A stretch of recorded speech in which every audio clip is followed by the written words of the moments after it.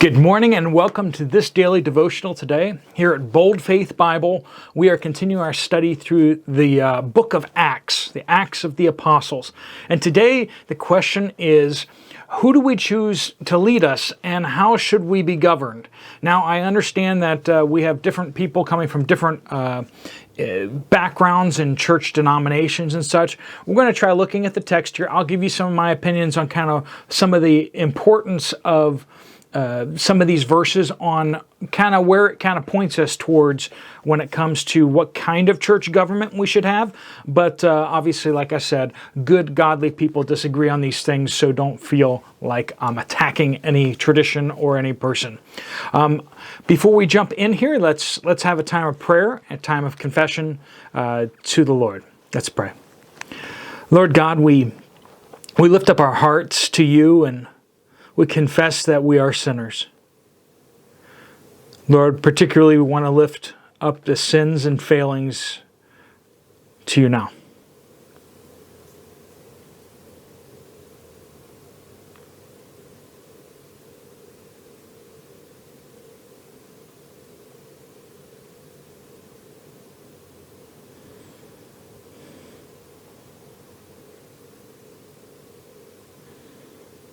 Lord God, we know that you are faithful and just to forgive us our sins if we confess them to you.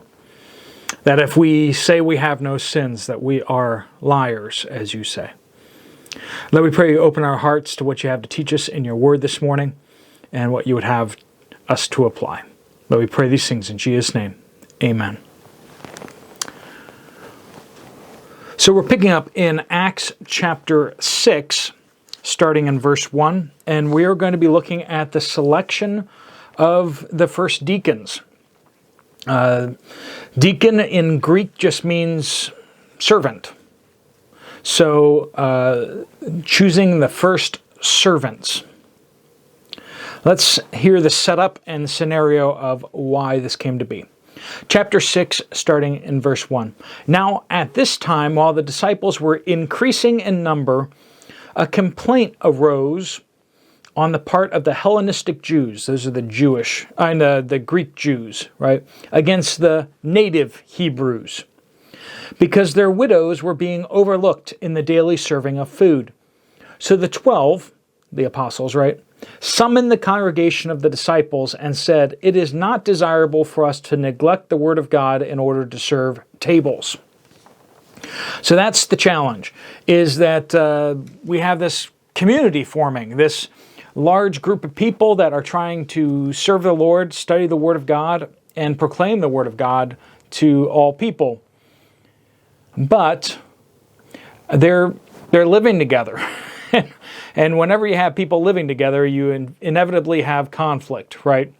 And so there's this conflict because not everyone's getting equal amounts of food.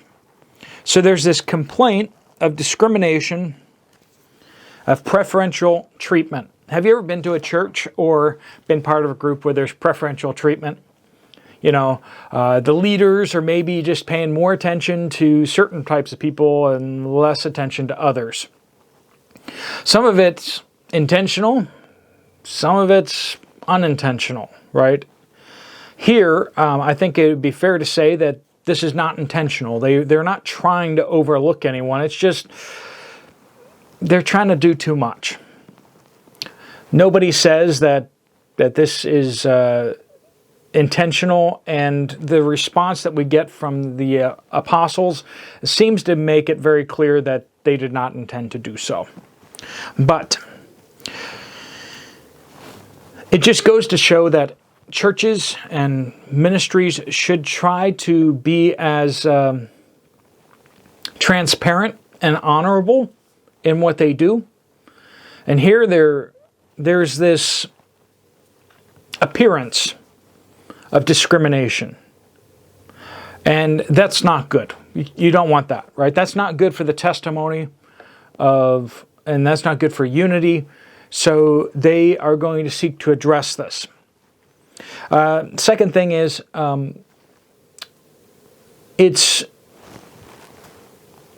they were open to hearing concerns, right? we see here that this complaint comes to them and they start to respond to it.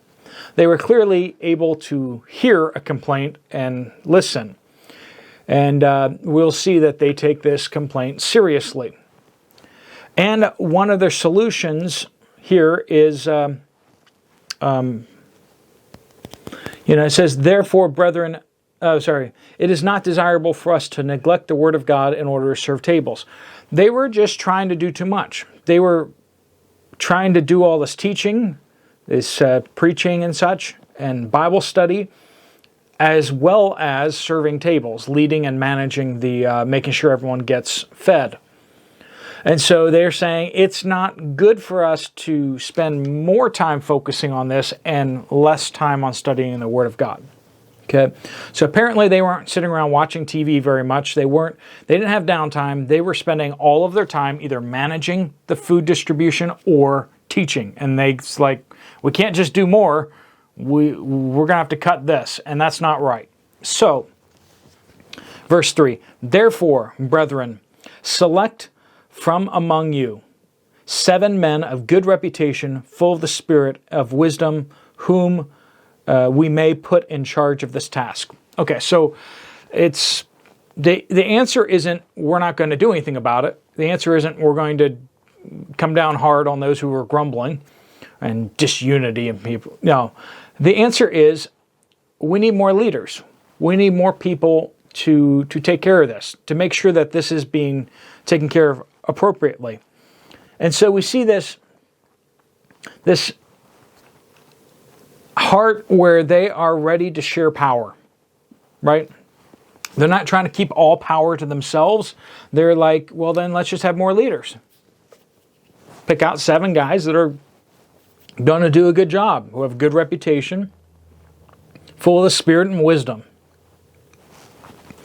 So we start seeing this division of labor here. It says, but we will devote ourselves to prayer and to the ministry of the word. So this is where we start seeing these 2 roles. You see this elders and you see deacons. And we're going to see that again in 1 and 2 Timothy. We're also going to see that elsewhere where you have this deacons and elders or pastors. And the Bible uses the word elder and deacon, elder and pastor and overseer interchangeably. Deacon is spoken of not just a general person who just serves, but rather a specific person who serves. And so we're going to see that this is a particular role, a particular office. These 2 offices are to remain separate, that someone is not supposed to do one and the other. We don't see anyone doing one of these offices and then also doing another office. In fact, it's very clear that they say it's not good for us to stop being apostles or elders and to start being deacons. What we need other people to be deacons. And so historically, that's kind of what we see here is deacons who are tasked with serving, who manage things, and elders who devote themselves, here we see, to teaching and the study of the Word of God and to prayer. So we see this spiritual ruling, this spiritual teaching role, and then we also see the deacons with this managing and serving role. Both serve, but in different ways. One's very practical. The deacons are very practical oriented, taking care of the widows and making sure that the food gets delivered on time and is done properly, which is an important role. But then also having elders and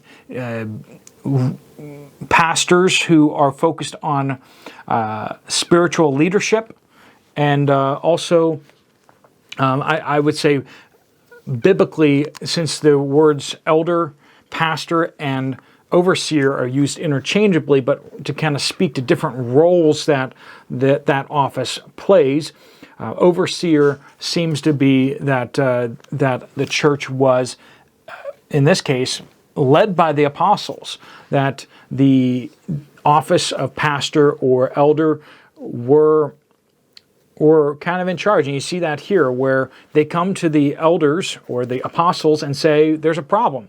And the elders say, okay, this is what we're going to do. But we also see verse 5 here. This statement found approval with the whole congregation, and they chose. Now see, the apostles said, okay, well, let's do this. You pick 7 men who are going to be able to be leaders in this fashion. You pick 7 men. The apostles themselves didn't go, we're going to pick 7 men. It says the congregation will choose 7. So we see this elder-led model, but also congregationally ruled. That's kind of what I take out of this passage. Now, I'm tipping my hand on what I think the biblical form of church government is, and you may disagree on some of those points. You may point to other things, but biblically speaking, I think that it's fair to say that the biblical offices that we do see are elder and deacon. Now, what you call them is another thing, okay? We can have discussions about what, you have a role, and, biblically this is kind of what the deacons do. Or maybe you mix some of the roles a little bit. We don't necessarily see a prohibition against that, but I think that it's wise for us to build our structure of government to be in line with what we see in the Bible. But like I said, I know good, godly people could devote many, many hours of discussion to this topic. And so who did they choose? They chose Stephen, a man full of faith and of the Holy Spirit, and Philip, and Prochorus, and Nicanor, Timon, Parmenas, and Nicholas, a proselyte from Antioch. Now, since you probably don't know Greek, what you may not pick up on right there is that all these names are Greek names, which kind of indicates they might all be Hellenistic Jews. So the congregation may have chosen Hellenistic Jews to make sure that the Hellenistic widows were being taken care of. And that makes sense. But, it's interesting that none of these are Jewish names. They're all kind of Greek names. But they chose 7 godly men to kind of do this. And we see the early church dividing these labors, not to say that one is less than the other, but rather they're sharing more leadership roles. And in addition to that, they are also they're saying, we're not going to do everything. We're not going to take on everything. It's not right for us to do that. It's not right because then we'll be neglecting certain things in order to accomplish other things. In verses 6 through 7 here then, so they brought these men to the apostles, and after praying for them, laid their hands on them. So they pray for them, and then they kind of commission them. You are one of the deacons. And so we see this approval by everyone. We see the congregation actually selects them. So the result is in verse 7, the word of God kept on spreading, and the number of disciples continued to increase greatly in Jerusalem, and a great many of the priests were becoming obedient to the faith. So many of the priests in the temple were becoming Christians as well. So under good leadership and with the unity of the body, they were growing. We need to be devoted to the Word of God.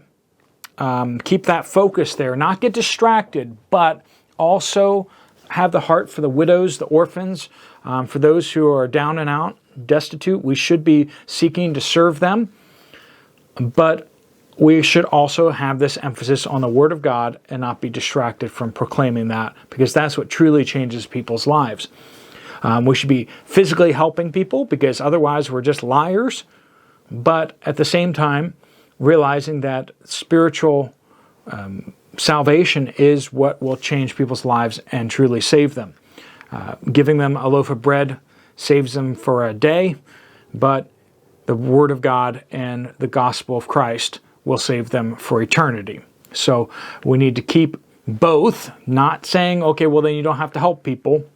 Well, I'm just preaching the gospel to people. And it's like, yes, but you say you care about this person, but they have a need right now. You're not going to do anything about that? Then it's just evident that you're kind of a liar. Jesus was healing people, but also he was preaching the gospel, right? All right, folks, let me pray over you before you go to your day. Thanks so much for watching. God, we just pray that you would bless each person watching this video today, that you fill them with your Spirit, and that they would know you deeply. Lord, help us all to be servants, to lead and to serve. Lord, we pray that you would show us the ways that you would have us to serve others, whether that's with a title or an office, or more often than not, without a title, without a requirement, but rather we see a need and, Lord, we go out to serve them and to help them. Help us to know that each and every Christian is entrusted the ministry, Lord, but you've entrusted some to equip others for the ministry. Lord, we pray all these things in Jesus' powerful name. Amen. Well, thanks very much for watching. There's some other Bible studies right here on the screen you can check out. I'll see you over there, or I'll see you later. God bless you all.